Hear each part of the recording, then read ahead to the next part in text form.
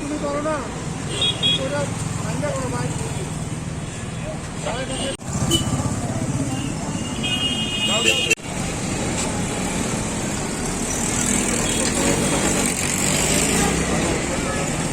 ঠিক আছে এটা সামনে কাটাই না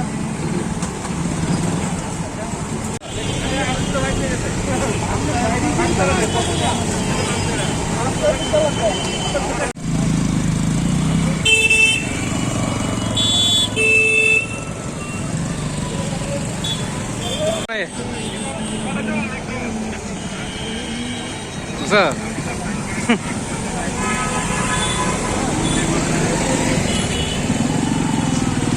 আচ্ছা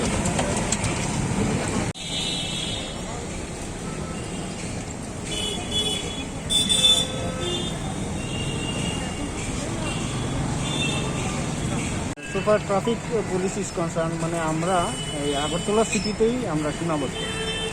আপনারা দেখতে পাবেন আগরতলা শহরে ম্যাক্সিমাম গাড়িতে এবং যারা পেডেস্ট্রিয়ান আছে ম্যাক্সিমাম মাস্ক পরে। এর মধ্যেও কিছু আছে রিক্সাওয়ালা বা যা অটো রিক্সা বা টমটম দিয়ে যাচ্ছে, কিছু কিছু মাস্ক পরে না। তো আমরা অ্যাকর্ডিংলি আমাদের কাছে এই ফাইন করার অধিকারটা দিয়েছে। আমরা 200 টাকা, যারা ফার্স্ট টাইম মাস্ক পরে না 200 টাকা করি, এবং সেকেন্ড টাইম যদি সেটা হয় সেটা 400 টাকা হয়।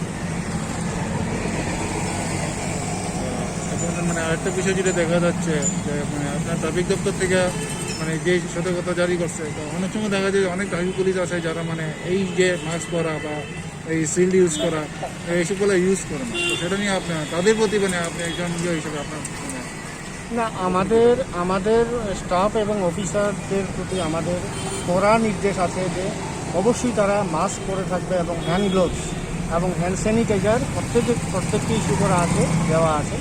এবং কিছুদিন আগে আমাদের স্কুলে কিছু শিল দিয়েছে। এই শিলগুলি যেখানে খুব আমরা ব্যস্ত জায়গা, এখানে শিল করেই আমাদের স্টাফরা ডিউটি করছে। এই মুহূর্তে কোনো অফিসার বা স্টাফ আমি দেখতে পাইনি আপনার মাস্ক না ব্যবহার করে বা আপনার গ্লাভস না ব্যবহার করে মানে কোনো পেপার চেক করতে বা সেটা হয় না আপাতত। খুব মানে এই ব্যাপারে খুব সাবধানতা অবলম্বন করা হবে। যদি মনে করেন যে মানে এমন কোনো মানে আপনারা কর্মী বা ট্রাফিক দপ্তরের কর্মী যদি সেই অবস্থায় যদি ধরা পড়ে যে ও মাস্ক ইউজ করলো না বা সিল ইউজ করলো না, এইসব অবস্থায় যদি মানে কর্তব্য অবস্থা ধরা পড়ে তাদের প্রতি মানে ব্যবস্থাটা কীরকম? অবশ্যই যদি এমনটা ধরা পড়ে আমরা অবশ্যই তাদেরকে আমরা ডিসপ্লেজার দিই, তাদেরকে ডেকে নিই এবং তাদের প্রতি আমরা ডিপার্টমেন্টাল রিয়াকশান দিই। কি বার্তা দেবেন জনগণের প্রতি? না, এখন বার্তা বলতে তো যেহেতু number of cases corona COVID-19 আমাদের এখানে অনেক ইনক্রিজ হচ্ছে এবং কিছু কিছু রিপোর্টও আসছে যে পুলিশ পার্সোনালও সংক্রমিত হচ্ছে।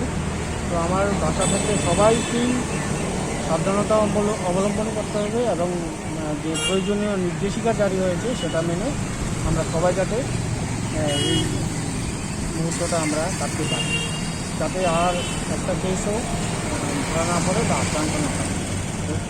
এবং সর্বোচ্চ সতর্কতা এবং সাবধানতা অবলম্বন করলেই আমাদের এইটা থেকে এই মুহূর্তে বাঁচা সম্ভব।